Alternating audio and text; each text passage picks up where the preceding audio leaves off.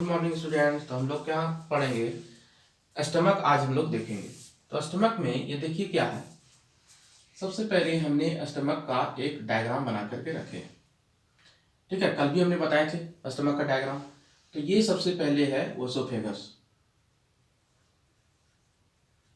हम जान रहे हैं ओसोफेगस कल पढ़ाया गया था, फूड पाइप भी कहते हैं इसे। इसी ओसोफेगस जहाँ पे खुल रहा है, जहाँ ओसोफेगस खुल रहा है, इस पार्ट को कहेंगे स्टमक के कार्डियक। कौन सा पार्ट कहेंगे? कार्डियक पार्ट, ठीक है। और ये वाला पार्ट जो है, आपको समझेंगे, ये वाला जो पार्ट है ना, ये कार्डियक पार्ट है। ये वाला क्या है? ये फंडस, ये फंडस। और ये वाला पूरा कार्डियक है, जहां पे ओसोफेगस ओपन हो रहा है उसे कह रहे हैं कार्डियक, यानी ये वाला, ये कार्डियक। और ये जो है फंडस, जहां पे ओसोफेगस ओपन हो रहा है वैसे पार्ट को स्टमक का कार्डियक कह रहे हैं। और ये जो अपर मोस्ट रीजन है इसे फंडस कह रहे हैं। और यहां से यहां वाला जो रीजन है, ये इस रीजन को करें बॉडी ऑफ द स्टमक, और इस रीजन को कह रहे हैं पाइलोरिक रीजन, ठीक है, पाइलोरिक पार्ट। इसी पाइलोरिक पार्ट में ये वाला कहलाता है पाइलोरिक एंट्रम और पाइलोरिक कैनाल। तो पाइलोरिक एंट्रम और पाइलोरिक कैनाल। हम तुरंत स्टार्ट कर देते हैं जानबूझकर क्लासेस कि भाई आपका लेट ना हो ना। तो सबसे पहले ये स्टमक है। इस स्टमक में जहां इंटर कर रहा है ओसोफेगस, वैसे पार्ट के स्टमक को कह रहे हैं क्या? तो कार्डियक पार्ट। तो पूछ देगा कार्डियक पार्ट कहाँ पे प्रेजेंट है? जहां पे ओसोफेगस इंटर कर रहा है उसे कह रहे हैं कार्डियक पार्ट। ये हो गया अपर रीजन, जो हो गया फंडस। ये जो हो गया बीच का जो रीजन है ये बॉडी है। और ये पाइलोरिक, इस पाइलोरिक में दो रीजन हो गए, पाइलोरिक एंट्रम ये वाला और पाइलोरिक कैनाल ये रीजन हो गया। यही पाइलोरिक कैनाल आगे चल के खुलेगा किसमें? तो डिओडिनम में। सी सेप्ट स्ट्रक्चर होगा डिओडिनम में। यहां पर हम जानते हैं एक स्फिंक्टर बनाने हैं रेड कलर से। यहाँ पे एक स्फिंक्टर पाया गया था, कल हमने बताए थे, और एक स्फिंक्टर यहाँ पे था, ठीक है। और एक स्फिंक्टर कहाँ पे होगा? पाइलोरिक एंट्रम पाइलोरिक कैनाल ये कर दिए, तो इसके बाद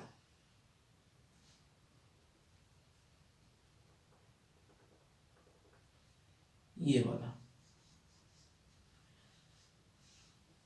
तो ये वाला एक स्फिंक्टर हो गया, ये भी स्फिंक्टर, ये भी स्फिंक्टर है, ठीक है। इसको कहते हैं क्रीको, क्रीको ओइसोफेजियल स्फिंक्टर।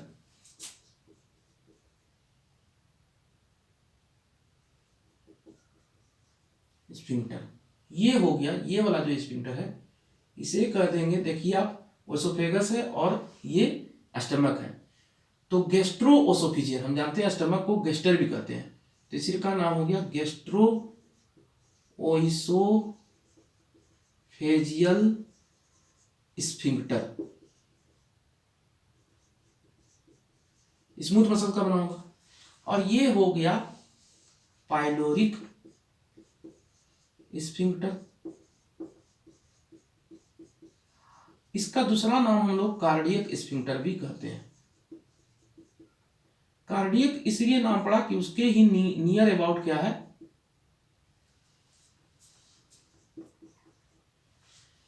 कार्डियक स्फिंक्टर है ना। इसके ये नियर क्या है? हार्ट होता है। एक्चुअली हार्ट जो होगा थोरेसिक कैविटी में होगा, और जो स्टमक है वो एब्डोमिनल कैविटी में, डायफ्राम के बाद। किस साइड है भाई स्टमक? तो देखिए राइट साइड जो होता है वो लीवर होता है, ठीक है, और लेफ्ट साइड जो होता है स्टमक होता है। यानी लीवर के ठीक सामने क्या है? स्टमक है, ठीक है। तो लेफ्ट साइड स्टमक है और राइट साइड क्या है? लीवर है। तो ये सब चीजें सबसे पहले फिर से देखेंगे। यहाँ क्रीको ओसोफिजियल स्फिंक्टर है जो हमेशा के लिए बंद रहता है, सिर्फ फूड आएगा तभी खुलेगा, क्योंकि एयर इसको एयर टाइट रहता है ये। और यहाँ पर ओसोफिजियल स्फिंक्टर कह रहे हैं या गैस्ट्रोसोफिजियल स्फिंक्टर कह रहे हैं एक्चुअली, ठीक है। अब यहां से फूड आ गया, तो ये फूड रिटर्न ना हो जाए इसलिए स्फिंक्टर दिए हैं, ठीक है। यहाँ एयर ना आ जाए इसलिए स्फिंक्टर दिए हैं, और एक स्फिंक्टर यहाँ दिए हैं क्योंकि फूड जो है यहाँ से पास होकर के यहाँ जा रहा है। तो इसके अंदर जो फूड बनेगा उसे कहते हैं काइम। इसके अंदर जो फूड कब बनेगा, जो semi solid food which is present in the stomach is called chyme. Chyme कैसे बनाया, फूड प्लस एचसीएल के मिलने से। तो ये पार्ट को जहां पर ओसोफेगस खुल रहा है वैसे पार्ट को कह रहे हैं हम, अच्छा सुनेंगे, जहां पे ओसोफेगस खुल रहा है वैसे पार्ट को कहेंगे कार्डियक, क्योंकि नियर अबाउट इसी के इर्द गिर्द क्या है कि कार्डियक है यानी हार्ट है, इसीलिए कह रहे हैं। और ये देख रहे हैं एक नोच है जिसे कह रहे हैं कार्डियक नोच, कार्डियक नोच नाम दे दिया जाता है, ठीक है। और ये फंडस रीजन है, ये बॉडी है, ये पाइलोरिक है। पाइलोरिक में दो पार्ट, पाइलोरिक एंट्रम पहले, फिर पाइलोरिक कैनाल। पाइलोरिक कैनाल ही खुलता है किसमें, तो डिओडिनम में। पूछ देगा डिओडिनम में कौन खुल रहा है भाई, तो पाइलोरिक कैनाल। यहां पर कौन सा स्फिंक्टर है, तो पाइलोरिक स्फिंक्टर है। अब बात को हम समझना चाहेंगे कि ये जो स्टमक है, इस स्टमक में बहुत सारे लेयर्स होते हैं। अगर histology of the alimentary canal जब देखेंगे तो वहां पर हम एक अलग टॉपिक है histology of the alimentary canal. तो ये जो वाल है निश्चित तौर पे किसी ना किसी टिश्यूज से बना होगा। तो वो कैसे बना हुआ है, तो पूरा histology of the alimentary canal किससे बना हुआ है, तो उसका हमने histology of the alimentary canal के रेस्पेक्ट में ये थोड़ा सा एक डायग्राम हमने ड्रॉ किया है। इसमें क्या होता है, सबसे नीचे का लोअर जो होता है उसे कहते हैं सीरोसा, ठीक है। इसके बाद जो कहते हैं हम लोग क्या कहते हैं, लॉन्गिट्यूडिनल मसल, लॉन्गिट्यूडिनल मसल। फिर कहते हैं बाबू सर्कुलर मसल, और फिर कहते हैं ऑब्लिक मसल। इस तीनों को मिलाकर के कहते हैं मस्कुलेरिस एक्सटर्ना, मस्कुलेरिस एक्सटर्ना। इस तीनों को मिलाकर के, किस तीनों को, longitudinal muscles, circular muscles, oblique muscles. और ये वाला जो लेयर हो गया यहां से यहां तक का, इसे कह दिए submucosa. Histology of the alimentary canal में हम लोग देखेंगे। और ये वाला जो हो गया, ये रेड वाला है ना, और ये ग्रीन वाला, ये रेड वाला वो कह रहे हैं क्या, तो इनर सर्कुलर मसल्स, यानी कि सर्कुलर मसल्स है, सर्कुलर मसल है। और फिर ये वाला जो है क्या हो गया, लॉन्गिट्यूडिनल मसल्स हो गया, लॉन्गिट्यूडिनल मसल हो गया, ठीक है, मसल हो गया। अब हम बात करें भाई ये दोनों मिला करके क्या कहेंगे, तो इस दोनों को मिलाकर कहेंगे मस्कुलरिस इंटरना। क्या कहेंगे, मस्कुलरिस इंटरना, ठीक है। तो हम इसे पहले रब कर देते हैं, आप लिख लीजिए।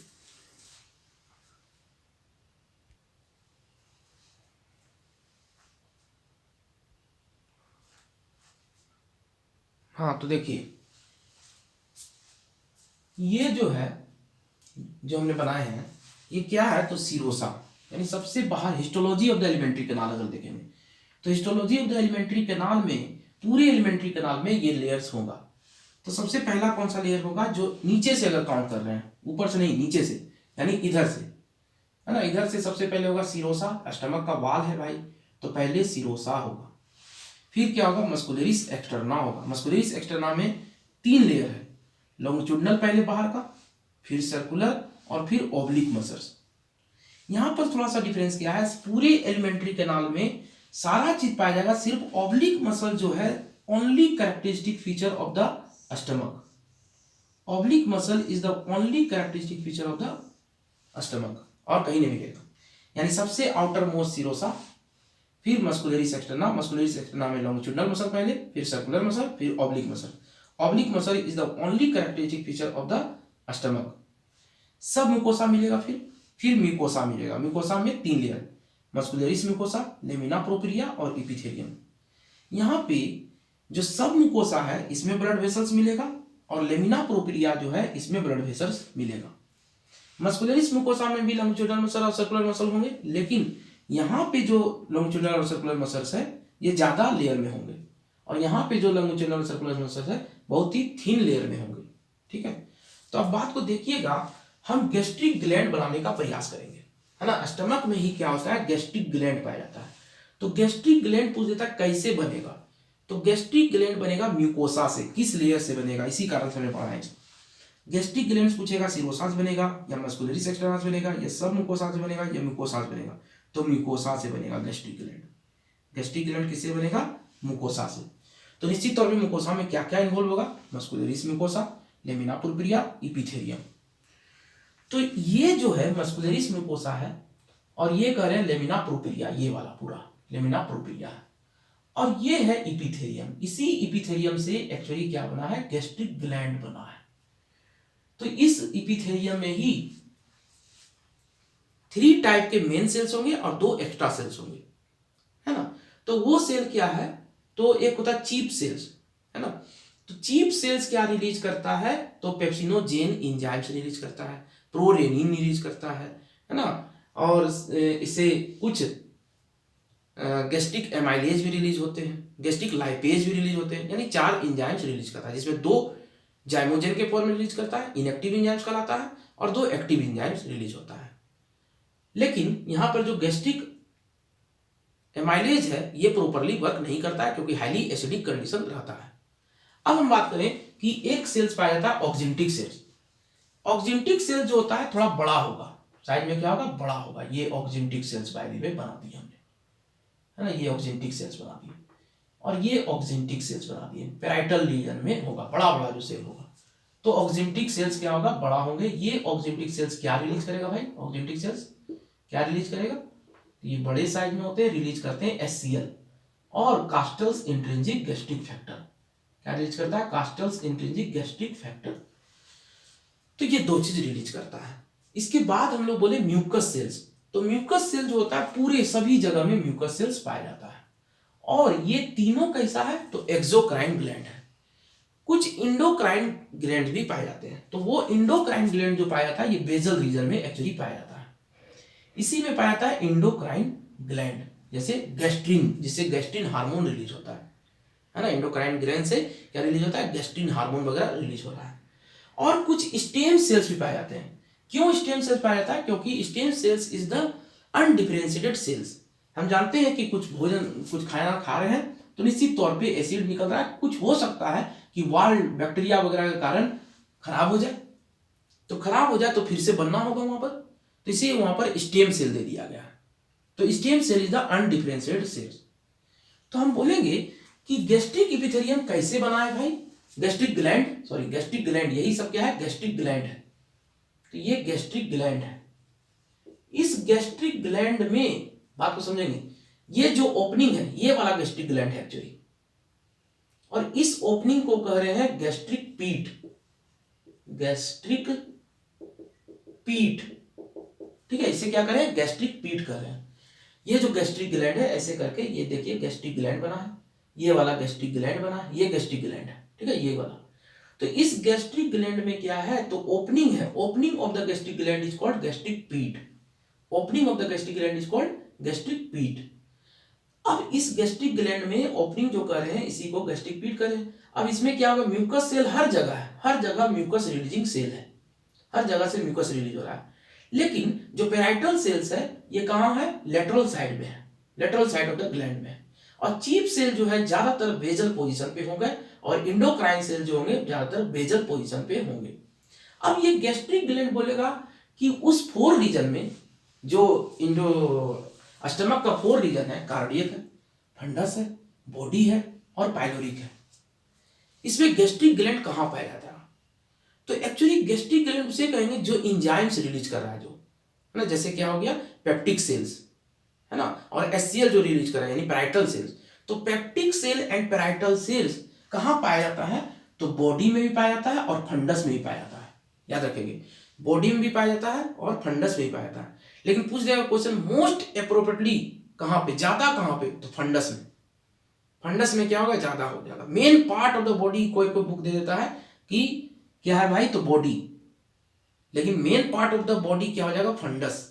वहां पर ही एक्चुअल में गैस्ट्रिक ग्लैंड है, वहां पर क्या निकल रहा है, चीफ सेल्स ज्यादा है और पैराइटल सेल्स भी ज्यादा है। इस फंडस में एयर फिल्ड रहता है और बॉडी में फूड कुछ समय के लिए स्टोर रहता है, 4 से 5 घंटा तक स्टोर रहता है फूड, ठीक है। तो यहां पर भी गैस्ट्रिक ग्लैंड है, यहां भी गैस्ट्रिक ग्लैंड है, लेकिन ज्यादातर गैस्ट्रिक ग्लैंड पूछेगा कहां पे, तो फंडस में है, ठीक है। और सब जगह म्यूकस, सब जगह म्यूकस ग्लैंड सब जगह है, म्यूकस सब जगह से रिलीज हो रहा है। पाइलोरिक रीजन से ज्यादातर गैस्ट्रीन हार्मोन वाला, यानी कि जी सेल से गैस्ट्रीन हार्मोन रिलीज करता है, ये है पाइलोरिक रीजन में।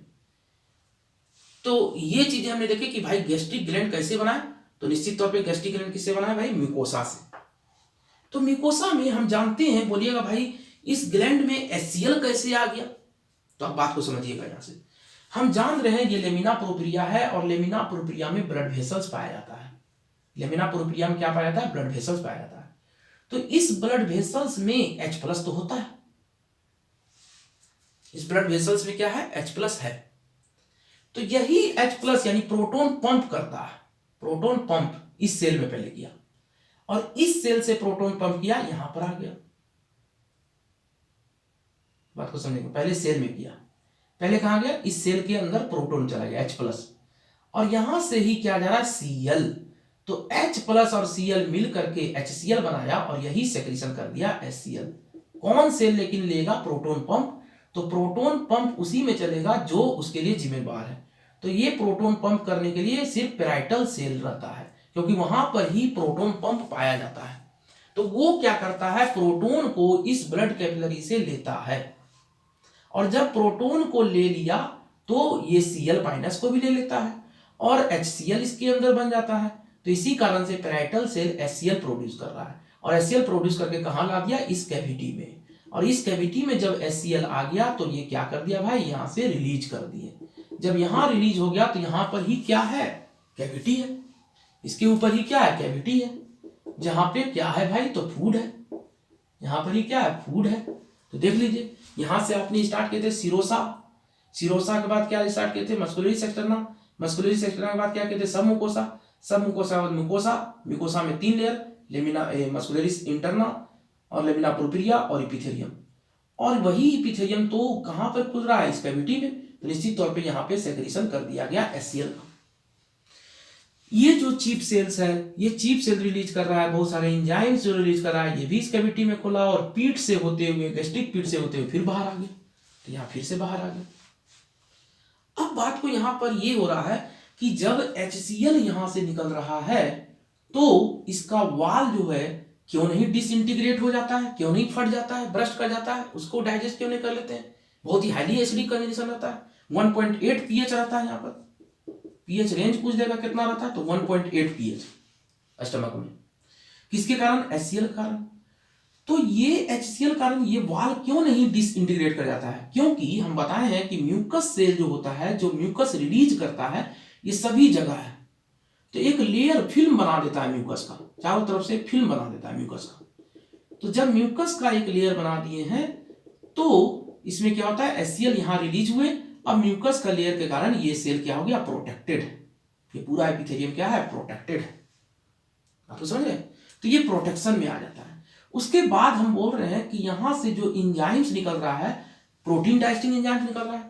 जितने भी बॉडी से प्रोटीन डाइजेस्टिंग, जितने भी यहां पर हम लोग देखेंगे पूरा इंटेस्टाइनल से डाइजेस्टिव एंजाइम, जितना भी प्रोटीन डाइजेस्टिंग एंजाइम्स निकलेगा वो इनएक्टिव फॉर्म में निकलेगा, चाहे वो स्टमक से निकले, चाहे वो इंटेस्टाइन से निकले, मतलब कि आपको स्मॉल इंटेस्टाइन से निकले, है ना, पैनक्रियास से निकले, वो कहीं से भी निकलेगा तो इनएक्टिव फॉर्म में प्रोटीन डाइजेस्टिंग एंजाइम निकलेगा। यानी ट्रिप्सिनोजेन अगर पैनक्रियास से निकल रहा है, ट्रिप्सोनेजेन, काइमोट्रिप्सिनोजेन, प्रोकार्बोक्सीपेप्टिडेज, ये सब इनएक्टिव फॉर्म है।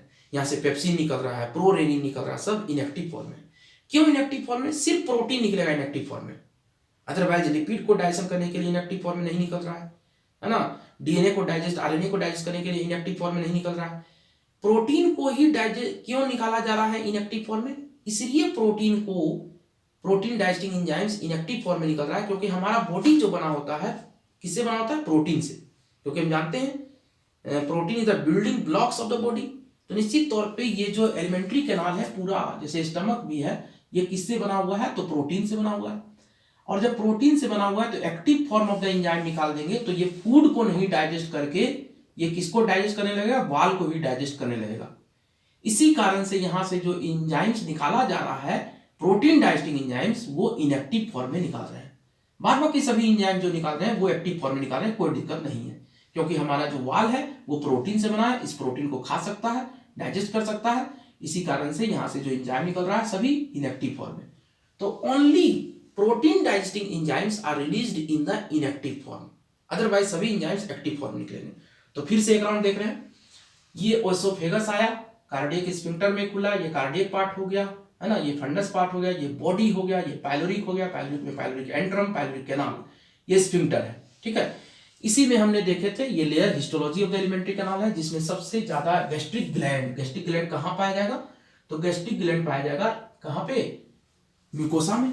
गैस्ट्रिक ग्लैंड कहाँ पाया जाएगा, म्यूकोसा में। उसी म्यूकोसा में लेमिना प्रोप्रिया भी है जो ब्लड वेसल्स पाया जाएगा, है ना, जहाँ पे, और इपिथेलियम भी है, और मस्कुलर इंटरना भी है, ठीक है। इसके कारण क्या हो रहा है, यहाँ पर सभी तरह के एंजाइम्स आ रहे हैं और ये यहाँ से रिलीज हो रहे हैं गैस्ट्रिक ग्लैंड से, और यहाँ कर गया। यानी गैस्ट्रिक ग्लैंड कैसा ग्लैंड है भाई, तो गैस्ट्रिक ग्लैंड तो यही है, ये पूरा ग्लैंड हो गया एक। तो gastric gland is the tubular gland, देख रहे हैं आप, tube like gland. Gastric gland is the tubular gland, simple epithelial tissue का बना हुआ है। तो ये सिंपल इपिथेलियल टिश्यू में कौन सा, तो कोलुमनर इपिथेलियल टिश्यू बना होता है ना। कोलुमनर इपिथेलियल टिश्यू कैरेक्टरिस्टिक क्या होता है कि इसके सेल्स जो होते हैं पिलर लाइक होते हैं और बेस में न्यूक्लियस होता है ना। तो कोलुमनर इपिथेलियल टिश्यू का बना होता है, simple epithelial tissue, columnar epithelial tissue बना होता है। ट्यूब लाइक लग रहा है ये दिखने में, इसमें क्या कैविटी है, और इस कैविटी से एक जो ओपनिंग है इसको कह रहे हैं गैस्ट्रिक पीट, इसे से ही निकल रहा है क्या, एंजाइम्स निकल रहे हैं बाहर की ओर। चलिए, हाँ तो देखिए, हमने स्टमक को देख रहे थे, तो stomach is the widest part of the alimentary canal. The shape of the stomach is J shaped at the empty condition. जब स्टमक खाली रहेगा तो उसका शेप पूछ देगा कैसा होगा, तो जे शेप्ड का होगा। It is a bag like muscular structure. The stomach stores food for 4 to 5 hours। The stomach has 4 parts, सारा चीज हमने बोल चुके हैं, डायग्राम में डिस्कस कर चुके हैं। Cardiac part, it is so called because it is present near the heart. The gastroesophageal sphincter lies in the opening between the esophagus and the stomach, सभी बता दिए थे। In cardiac part presence of mucus cells only, cardiac part में सिर्फ mucus cells होगा, gastric cells नहीं होगा। In the cardiac part of the stomach, esophagus open. In this region, cardiac notch is present. Fundus part, it is commonly filled with air or gas. Most important बात है, इसमें क्या filled होगा, air और gas filled होगा। In the fundus region, gastric gland is present, most important बात है, which contain peptic cell and parietal cell। इसी कारण से फंडस पार्ट को हम सबसे ज्यादा मेन पार्ट मानते हैं। बॉडी क्या है, in this region food stores for some time like 4 to 5 hours, so it is called main part of the stomach. इस कारण से इसे मेन पार्ट कहते हैं। इसमें भी गैस्ट्रिक ग्लैंड पाया जाता है और उसमें क्या होता है, peptic cells and parietal sales हैं, लेकिन इसके तुलना में कम है। इसी कारण से ज्यादातर अच्छा फंडस पार्ट को माना जाता है, main part. Pyloric part is the posterior part of the stomach. The pyloric part is divided into the pyloric antrum and pyloric canal. Pyloric canal opens into the duodenum, देखे थे हमने diagram में। The pyloric sphincter prevents the backflow of food. The partially digested semi solid food in the stomach is called chyme. ठीक है, ये चीजें लिख दिए और बाद बाकी हम लोग कल देखेंगे।